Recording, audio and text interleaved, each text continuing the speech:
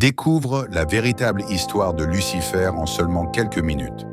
Avant d'aller plus loin, je précise que tous les versets bibliques mentionnés dans cette vidéo seront affichés et référencés à la fin, afin que vous puissiez les lire et les vérifier par vous-même. Puisque quelques-uns d'entre vous m'ont demandé les sources de mes propos dans les précédentes vidéos, je prendrai le temps, à la fin, de présenter clairement les textes bibliques sur lesquels cette réflexion s'appuie. Il est également important de comprendre que la Bible ne mentionne pas explicitement le nom Lucifer dans les textes hébreux originaux. Ce terme provient d'une traduction latine d'Ésaïe 14. Les passages que nous allons explorer sont donc des textes souvent interprétés par de nombreux théologiens comme décrivant la chute de Satan. Je vous encourage à rester jusqu'à la fin pour examiner les Écritures et vous faire votre propre opinion. Revenons au livre de la Genèse, et plus précisément à son premier chapitre. Au commencement, Dieu créa les cieux et la terre. Pourtant, on observe immédiatement un décalage au deuxième verset, qui déclare « La terre était informe et vide. Il y avait des ténèbres à la surface de l'abîme, et l'Esprit de Dieu se mouvait au-dessus des eaux. » Raisonnons ensemble et posons cette question. Si Dieu a créé les cieux et la terre au commencement, comment se fait-il que la terre soit ensuite décrite comme informe et vide? De plus, la Bible affirme que Dieu est lumière. Pourquoi alors trouve-t-on des ténèbres à la surface de l'abîme? La vérité est qu'avant la création de l'homme existait déjà un ange nommé Lucifer, dont le nom signifie « porteur de lumière ». Lucifer était le gardien de la terre. Dieu en avait fait un chef, lui avait donné des anges à son service, et il possédait même la capacité de se rendre physiquement auprès de Dieu dans le ciel. Selon les récits bibliques, arrivé à un moment de son existence, Lucifer, qui était un chérubin, un ange très puissant dans la hiérarchie céleste, s'est enorgueilli de sa beauté et de sa puissance. Il a alors décidé d'orchestrer une révolte contre le gouvernement divin, c'est-à-dire contre Dieu son Créateur. Son plan était simple: prendre la place de Dieu dans le ciel et s'emparer de son trône. Mais Lucifer allait-il réussir? C'est ce que nous allons découvrir. Pour bien comprendre les événements, il faut entrer dans les détails. La Bible rapporte que Lucifer est parvenu à soudoyer certains anges pour qu'ils se rallient à sa cause, leur promettant récompense et considération une fois son coup d'État accompli.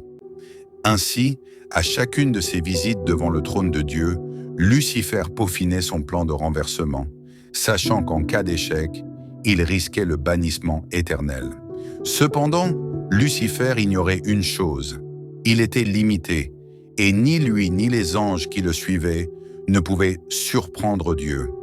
Le moment venu, Lucifer se crut prêt à passer à l'offensive.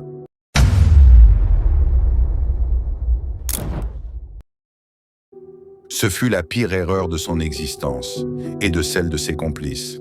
Arrivé devant le trône de Dieu à la tête de son armée de rebelles, il vit une forme presque inconnaissable et difficile à identifier et crut pouvoir la détrôner. Or, la justice et l'équité sont les fondements mêmes du trône de Dieu.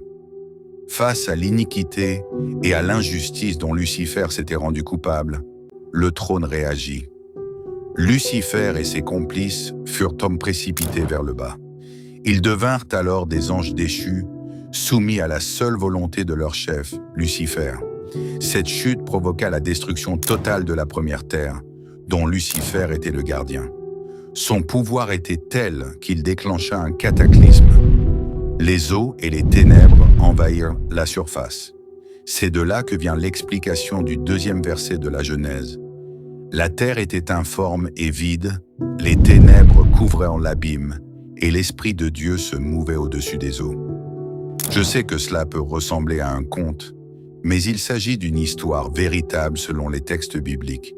N'hésitez pas à commenter pour partager votre avis, à partager cette vidéo pour la faire connaître, et à liker si vous aimez la parole de Dieu. Pensez surtout à vous abonner à notre chaîne. Si vous avez des questions, posez-les en commentaire. Nous y répondrons dès que possible. Je vous dis à très bientôt sur votre chaîne Bible et Philosophie.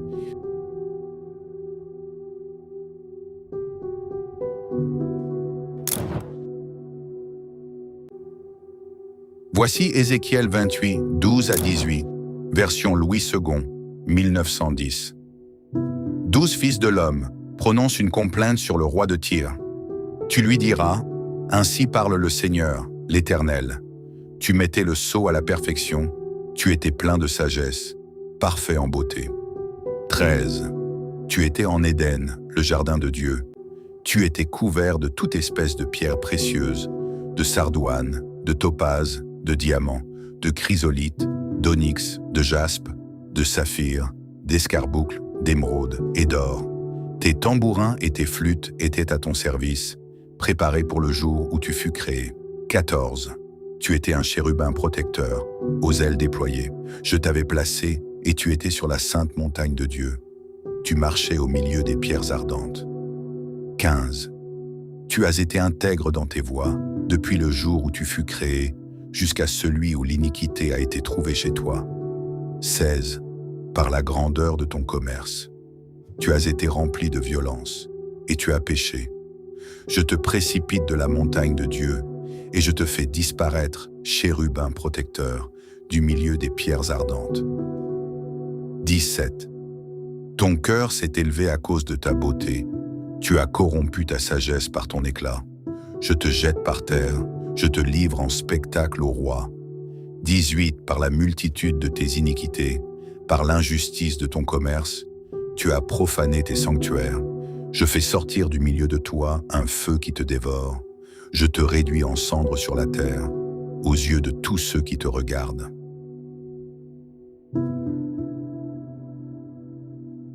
Voici Ésaïe 14, versets 12 à 16, version Louis II, 1910. 12. Te voilà tombé du ciel, astre brillant, fils de l'aurore. Tu es abattu à terre, toi, le vainqueur des nations. 13. Tu disais en ton cœur, je monterai au ciel, j'élèverai mon trône au-dessus des étoiles de Dieu. Je m'assiérai sur la montagne de l'assemblée, à l'extrémité du septentrion. 14. Je monterai sur le sommet des nues, je serai semblable au Très-Haut. 15. Mais tu as été précipité dans le séjour des morts, dans les profondeurs de la fosse. 16. Ceux qui te voient fixent sur toi leur regard. Ils te considèrent attentivement. Est-ce là cet homme qui faisait trembler la terre, qui ébranlait les royaumes?